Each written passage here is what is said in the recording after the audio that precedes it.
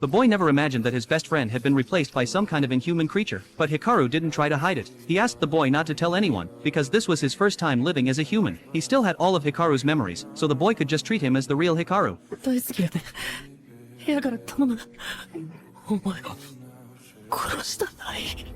The boy was terrified, but he accepted it because he didn't want to lose Hikaru, even if this one was a fake. The last time he saw the real Hikaru was 6 months ago. He'd asked Hikaru to hang out after school, but Hikaru said he had to go up the mountain. When asked why, Hikaru just made a funny face and dodged the question. After that day, something about Hikaru changed. The boy told himself he'd accepted the new Hikaru, but deep down he wondered if he was losing his mind. His best friend had been replaced by a monster. Still, he kept up appearances. They went to school together like normal. During a movie in class, everyone was dozing off, including the boy, but Hikaru was crying his eyes out. The boy thought it was weird since they'd already watched this film 5 times. Hikaru explained that while he had the memories of watching it, this was technically his first time actually seeing it. After school, they went to get their usual fried cutlets. Hikaru's reaction was over the top. Same deal. He had the memories of eating it before, but this was the first time he'd actually tasted it. While the boy was teasing him, a cat wandered over to his feet. Hikaru reached down to pet it, but the cat freaked out like it had seen a ghost and bolted into a nearby alley. The boy had never seen a cat react like that. Could it sense something in Hikaru that humans couldn't? As they left the alley, a woman nearby seemed to feel something too. She stared at Hikaru's back with a look of pure terror. The boy started questioning himself again.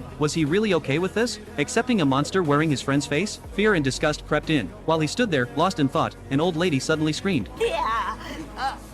のぬき様が山から降りてきとるやないか。 The boy tried to get Hikaru to leave, but Hikaru just stared at her locked on, unblinking until the terrified woman ran back inside her house. Only then did Hikaru snap out of it and follow the boy. On the way home, the boy finally asked what had been eating at him. Did Hikaru kill the real Hikaru? Hikaru said no when he found Hikaru. The boy was already dying. He'd been wandering the mountains with no self-awareness, had no idea who hurt Hikaru, and by the time he came to, he'd already taken Hikaru's form. The boy didn't push further. He just asked one more question. 俺のこと好きか？え、何？好きや。めっちゃ好き。 When he heard the answer, a tear rolled down his cheek because the real Hikaru had never said those words to him. He told Hikaru to stop wandering off and headed home. That night, a creature that looked almost human disguised itself as a delivery person and knocked on the old lady's door. She knew exactly what was outside. All she could do was beg for her life. The knocking stopped, as if it had heard her plea. But the very next second, もう入ってますよ。